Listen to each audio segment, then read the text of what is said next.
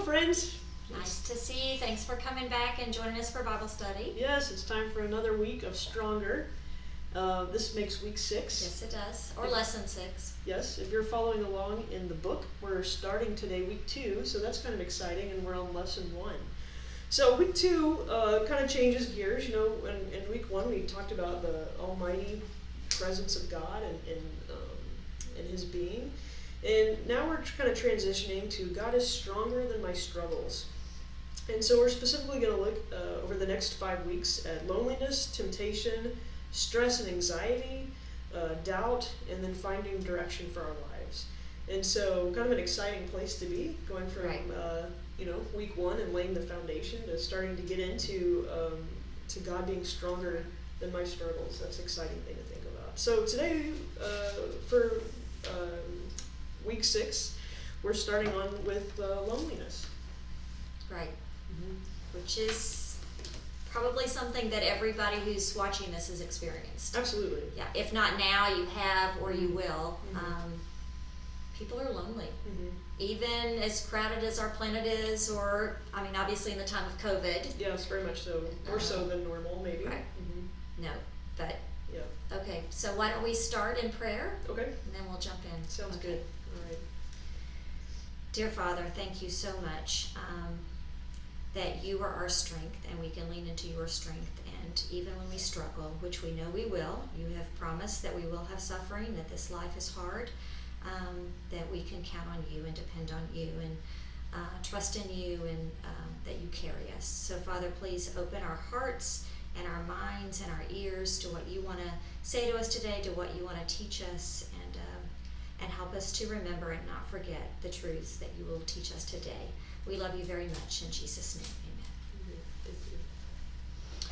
So looking at loneliness, it's kind of interesting in this book, while we're living in the time of a pandemic, right? She talks immediately about loneliness being an epidemic. She talks about different aspects of that, but she kind of focuses on an article that came out in 2012. And it was looking at social media, specifically looking at Facebook. But really around 2012 is when all social media was really kind of gearing up. Right. And so this is what, like I said, an article from 2012 that she cites. We are living in an isolation that would have been unimaginable to our ancestors, and yet we have never been more accessible. Within the world of instant and absolute communication, unbounded by limits of time or space, we suffer from unprecedented alienation. We have never been more detached from one another or lonelier. In a world consumed by ever more novel modes of socializing, we have less and less actual society. Facebook arrived in the middle of a dramatic increase in the quantity and intensity of human loneliness. A rise that initially made the site's promise of greater connection seem deeply attractive. Yet, Americans are more solitary than ever before. Right. Professional researchers say our culture has become the most disconnected, socially isolated, loneliest community of people ever. Wow. And it's sad, but true. I mean, I can remember the day when you knew all of your neighbors and you spoke to everybody that you met on the street, whether you knew them or not. And now it's, you don't look at people, you don't talk to people, you close your garage door immediately. You know, if my phone rings, I don't answer it. And I think I've about... learned that. Oh. Yeah. Well, it depends on the day. Yes, right. No, I take it personally. Go ahead. But I think about it as a child, we didn't have, of course, you had no idea who was calling you. And there was an excitement, right. about when the phone rang, well, who could be calling? Right. And there was something about it that was exciting. And now when the phone rings, it's more of a nuisance or a bother. And, maybe in earlier times we didn't have as many, telemarketers and whatnot. But, there was an excitement and a connection. And now there's more of an annoyance. Why are you bothering me? Right. So it was just kind of funny, the dynamics of society and culture. And more people than ever before and less connection than ever before. Right. Yeah. So I'm sure that you appreciated greatly when this pandemic began. Mm-hmm. And I knew you were going to be working at the hospital and Mm-hmm. live by yourself. And I told you, we will talk every day. Yes. You either check in with me or I'll check in with you, but I want us to touch base every day because I want you to be okay and not lonely and same. And Yeah. I was with my granddaughter some of that, and so you're really glad that I don't think I gave you a choice. I don't think I said, why don't we do this? I think I just said, you will do this, didn't I? You know, I feel like, Cindy, most things in our relationship, you don't give me a choice. That's not true. But I didn't want you to feel lonely and vice versa, so. No, and I deeply appreciate that. Yes, I think King David also had some things to say about loneliness. He did. He said, turn to me and be gracious to me, for I am lonely and afflicted. Yeah. There's also a country song. Which would that be? Do you want me to sing it? I do, yes. I'm so lonesome I could cry. Hank Williams. Oh, 1949. And guess what? I have been to the Hank Williams section of the museum in Montgomery, Alabama. Wow. And seen all of his stuff. So, okay. Well, I lived in Nashville. And that's where country music happens. Okay. What's another song we could talk about? I don't know. Okay. Psalm 102, 6 and 7? Oh, I thought you said song. Sorry. Okay. All right, Psalm 102, verses 6 and 7. I am like a desert owl of the wilderness, like an owl of the waste places. I lie awake. I am like a lonely sparrow on the housetop. All right. I think we've established that loneliness is something that everybody will experience, has experienced. Yes. David experienced. We could go through a lot of probably other biblical examples. Here's what Charles Spurgeon had to say. No believer traverses all the road to heaven in company. There must be lonely spots here and there, though the greater part of our heavenward pilgrimage is made cheerful by the society of fellow travelers. Christ's sheep love to go in flocks. We take sweet counsel together and walk to the house of God in company. Yet somewhere or other on the road, every Christian will find narrow paths and close places where pilgrims must march in single file. So loneliness, I think, is something we should expect. We don't have to go through life alone, thankfully, very thankfully. Yes. But it's going to happen from time to time. But then God makes one of my favorite promises, I'm guessing yours too, about his faithfulness. In Hebrews 13:5, he says, I will never leave you nor forsake you. Yeah, no, that's a great promise. Yeah. It is. And only God can use these all words, but then he says, I will never leave you or forsake you. Only God can be described in those extreme words. But let's look at maybe a couple of the words from Hebrews 13:5. Okay. The word leave. I won't even try to pronounce the Greek word, but here's what it means. To leave means to send back, to relax, to loosen, not to uphold, to let sink. That can kind of make you feel lonely and depressed, I think. And then the word forsake. The meaning of this word is that of forsaking someone in a state of defeat or helplessness in the middle of hostile circumstances. So it literally means, forsake means to abandon, desert, leave in straits, leave helpless, leave destitute, leave in the lurch, let one down. Yeah, and those are hard words. Abandon, Those desert, are very hard words. Yes. You know, leave in a lurch, let one down. I mean, those are hard. Right. It's harsh, you know. But that's what God says is, I will never leave you. I will never forsake you. I will never leave you in those circumstances or abandon you or walk away from you. So here is the literal Greek translation of Hebrews 13:5. I love this, by the way. I will not let you down, leave you in a lurch, leave you destitute, leave you in straits or helpless, or abandon you. So he said that 3 times, though. Yes. I will not, I will will not. That's what it would be in the literal Greek, in which we know that this was written. Yes, and why is there 3 times? Because he wants us to take it seriously. And he wants us to know, even when we might say or think God's not here or he's there. I will not let you down. I will not leave you alone.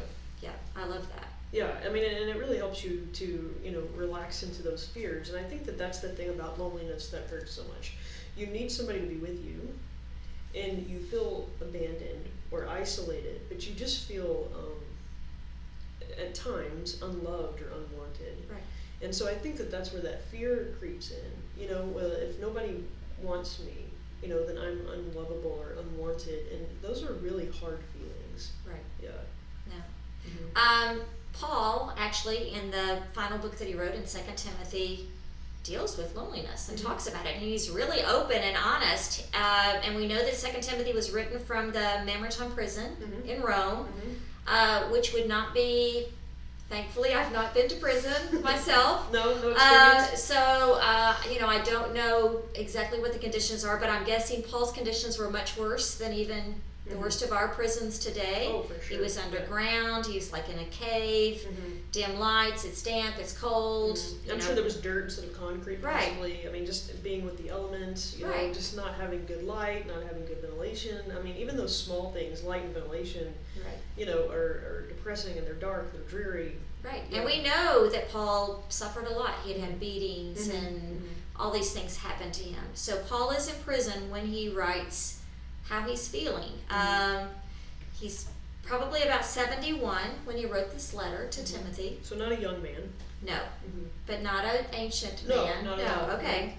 But I think this passage of scripture has a lot to teach us. If you want to Yeah. find that, 2 Timothy 4, and let's read verses 9 to 22. All right. So again, this is Paul speaking to Timothy. Make every effort to come to me soon. For Demas, having loved this present world, has deserted me and gone to Thessalonica. Crescens has gone to Galatia, Titus to Dalmatia. Only Luke is with me. Pick up Mark and bring him with you, for he is useful to me for service.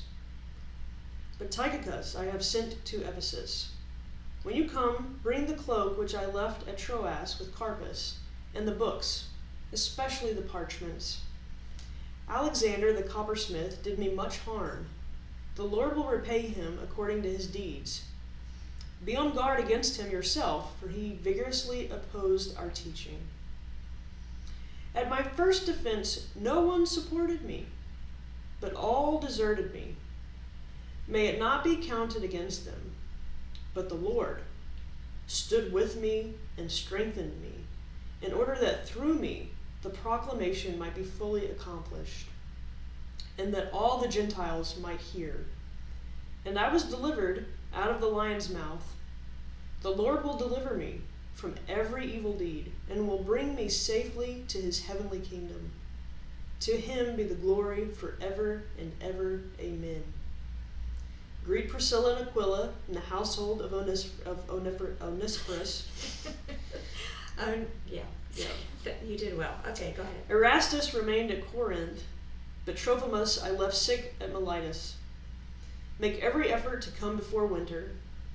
Eubulus greets you, also Perdens, and Linus, and Claudia, and all the brethren. The Lord be with your spirit. Grace be with you.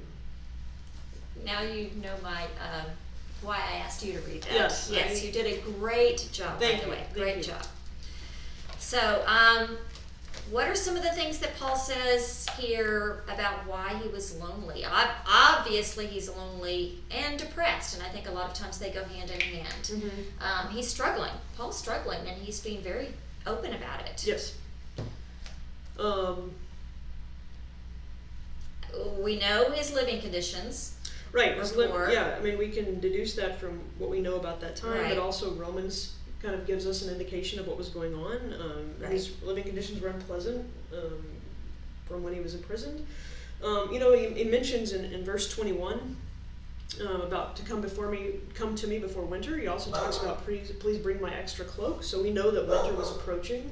You know, he doesn't have good living conditions, and it's about to be winter. So those are things that kind of make him a little bit depressed in his loneliness. And I know a lot of people who struggle when it gets cold and absolutely. winter, and Yeah. there's more sickness, which could definitely happen this year. I mean, we're approaching winter, Yeah. and people There's really less struggle. sunlight. Less light. There's yes. something about the light that really brightens and people. being able to be outside Yeah. more. Yes. So winters are coming. You know, we know that he'd been abandoned by his friends. He talks about that. These people left me when I stood trial. No one was there. So he's, you know, having bad living conditions, and he also has had bad social conditions and that nobody's there for him. So he's got different aspects of himself that's being as lonely, physically and socially. And we don't think of Paul, the apostle, who was brilliant and so close to God. Think he had friends who deserted him. Yeah, I mean, we think about him as this strong man who, like you said, intellectual, but, it was powerful. I mean, people responded to him. And so to think about him being this weak man in this position is kind of heartbreaking, and it's not the way that we conjure up typically when we hear the word, the name Paul. Right. And, he is in his 70s likely, and this is the last letter he writes. He is writing to Timothy. Obviously, he's missing Timothy and says, please do your best. I think he said that 2 or 3 times. Come see me soon. I need you. Yeah. But death is close. Yeah, I mean, even if we look a little bit closer in that same chapter, 2 Timothy 4 and verse 6, he says, for I am already being poured out as a drink offering, and the time of my departure has come. And his departure and being a drink offering, what he was referring to was his death. Right. He knew that it was close in that he would be executed. So not even a peaceful passing, but an execution. Right. So yeah, absolutely a lot of factors to, it wasn't just a lack of people, but it was a whole lot of things going on. Right. Yeah. So maybe what are some of the places or the times when we might struggle with loneliness? I think maybe even being aware and paying attention, kind of anticipating maybe is important. Yeah.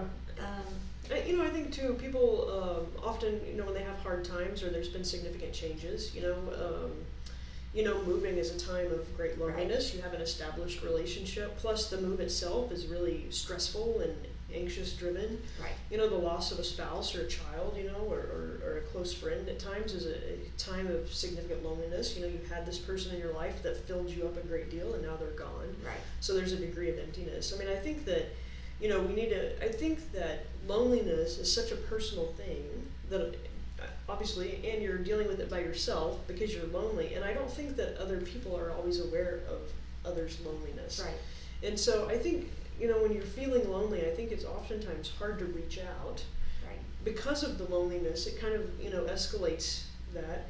And at the same time, I think that we have a great responsibility in some ways to reach out, because in reaching out, just like Paul reached out in writing this letter and he had specific requests, he's saying, I'm hurting, I need something, and in that way he's being vulnerable.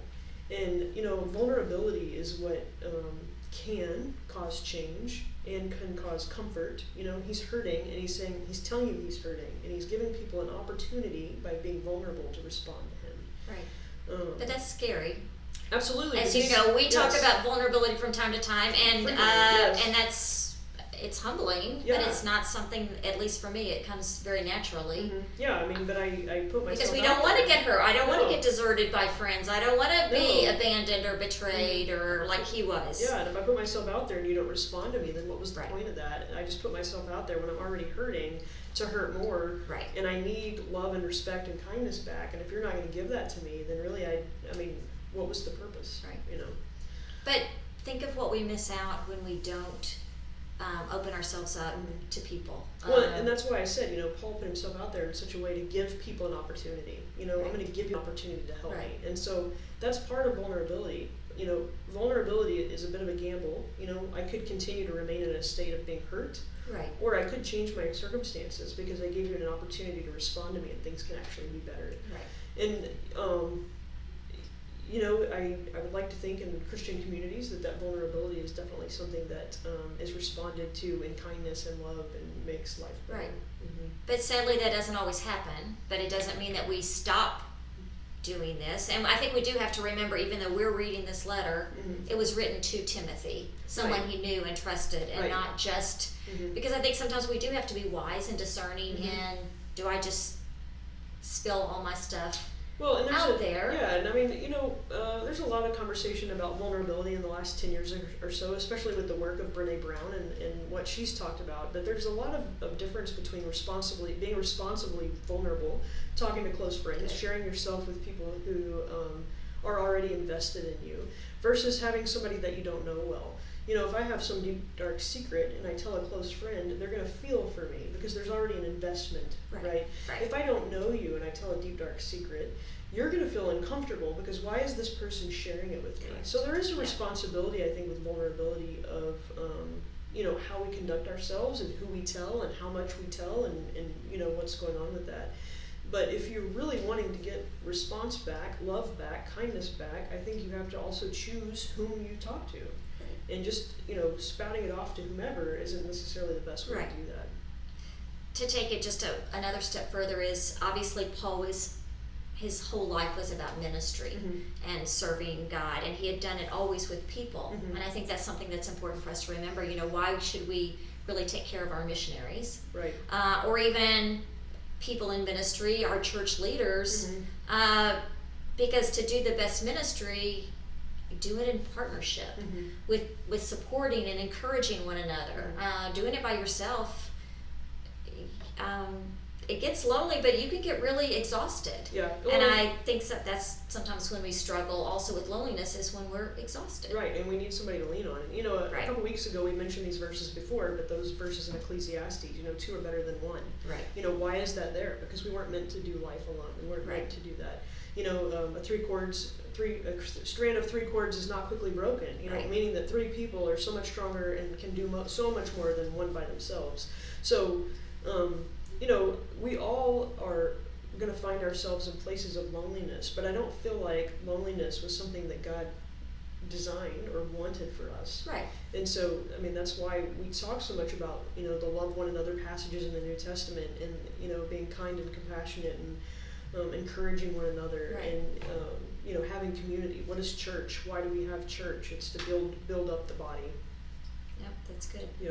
So Paul also tells us in this section of scripture how he tried to deal with his loneliness. Yeah, he gave us some good insight in that passage that we read. Which may be helpful for us. I think so. Hope. Yeah. What are some of those? Yeah, so when we looked over 2 Timothy 4, 9 through 22, there's definitely things he cited. Paul asked for the visits of godly and trusted friends. He reached out to people that he needed. And, we can find examples of that in verses 9, 11, and 21. Right. Asking about specific people, requesting they come to visit him. Sometimes we have physical comforts that we need. So, we mentioned this earlier when we read, and a minute ago, he specifically asked for his cloak. He wanted a physical comfort for the cold. And, sometimes when you have, the environment and whatnot is less than what it needs to be, that's going to exacerbate your loneliness, because you already heartache for people, but you're also now physically aching for the comfort of physical needs. And so the next one is probably one of my favorites. Right, because this would be probably number 1 on your list. Yes. Maybe even he asked for his books in verse 13.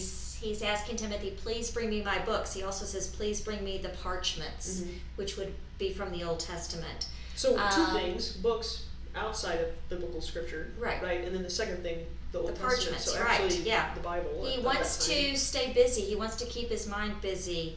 And I will say from personal experience, that's a big one. Yeah. Having something to do, something that relaxes you, but you're staying busy, even if he couldn't be busy, but his mind was occupied, so that was really important. The next one in verse 16, I think, is pretty hard. It is, yes. It says he genuinely forgave those who had abandoned him. So again, when we look at that verse 16, and to me, of this whole thing, I think this is one of the most heartbreaking passages. I agree. At my first defense, no one supported me, but all deserted me. May it be counted against them. May it not be counted against them, sorry. Right. So, in his time of greatest need, no one was there. Right. But he's saying, you know what, forgive them. And we don't understand or know, per se, the circumstances around all of that, but the fact that he was able to forgive them and be in that place of peace about it, is a good thing. He's not just making, because in a way, having that posture change is going to make his loneliness less. Because, if you're already in this place of hurting and then you're sitting there just simmering with anger or whatnot, with these negative feelings, you're going to be even more lonely, because now you're lonely and angry, and it's just, you're thinking about the differentiation you have from people, being away from them. You're only harming yourself. For sure. When you don't forgive. Mm-hmm. And then I love that transition from the verse you read where it says, but God, but the Lord. Right. He's remembering God never has left me. He's always been present with me. Yeah. Which is always a good reminder in any type of loneliness. Right. You know, when we need people or we need physical comfort or we need whatever, we can always go back and rest in the truth that God's present, that He's there, that He's strengthening you, that He's with you. Right. One of the things that I've done when I'm really struggling or something is I'll have like key phrases that I'll say, and that's one of them. I'll say, "But God." But God. Only God. Yeah. And then he realizes my hope's secure. Verse 18. He rescued me. I'm okay because God has rescued me. And then it almost seems like he's worshiping in these circumstances. Yes.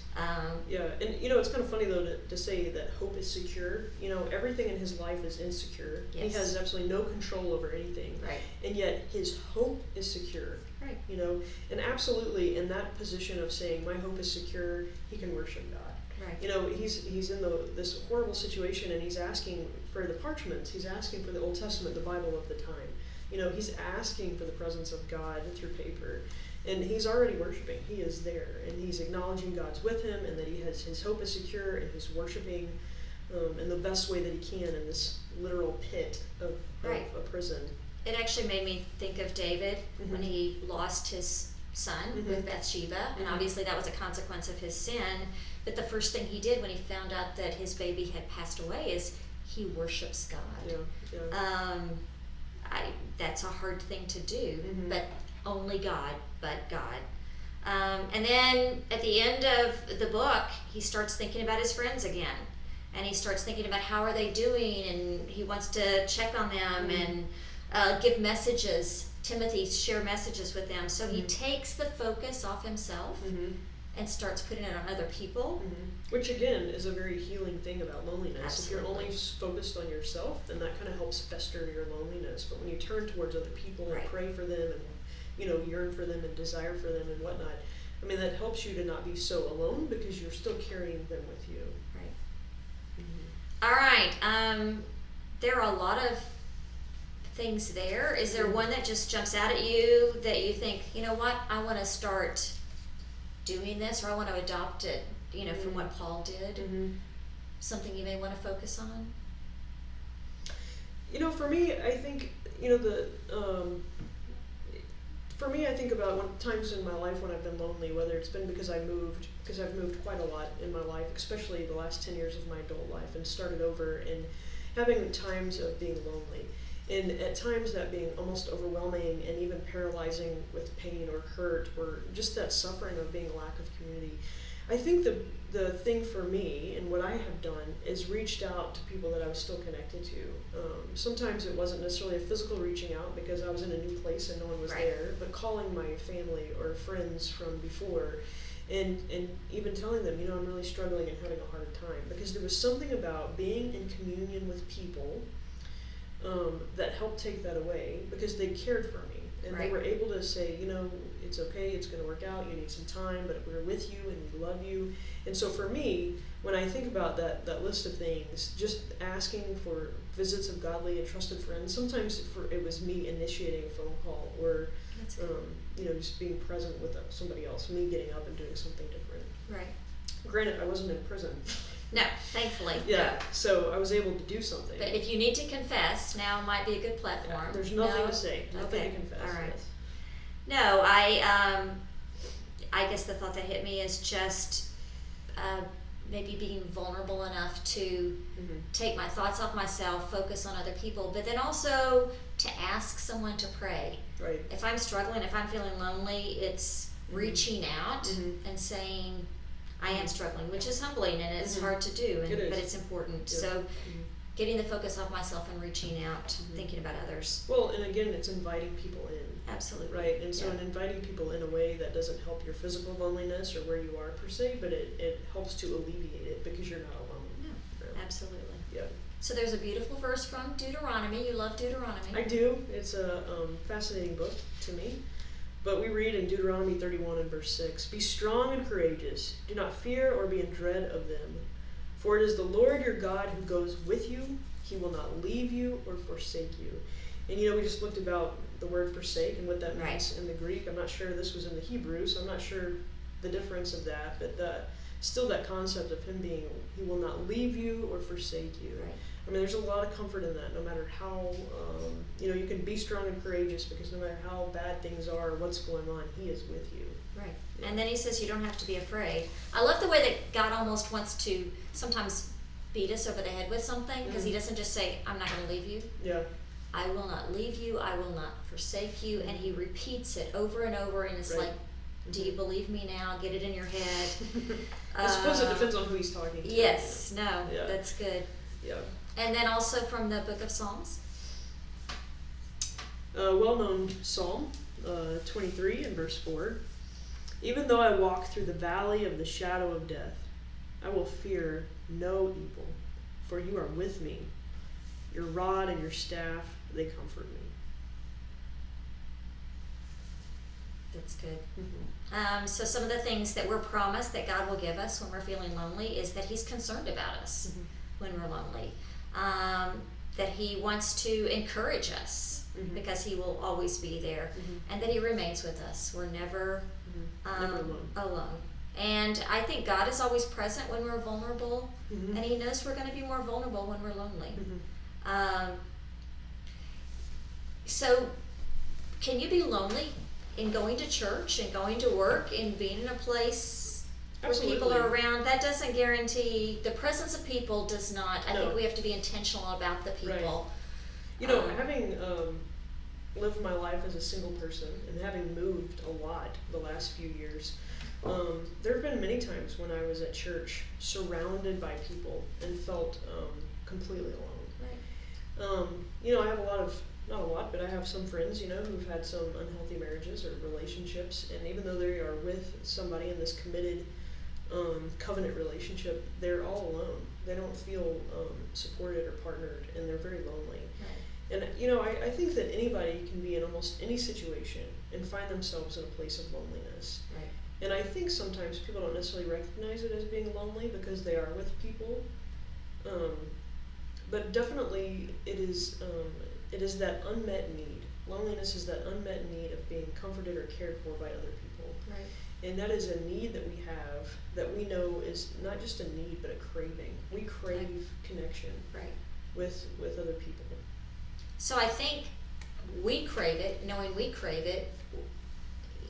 As Paul did, he kind of turned it and started thinking about his friends. Wouldn't it be nice, because we know how much we need it, if we in turn try to find lonely people that we can serve, that we can love, that we can encourage, then we're becoming more like Christ. I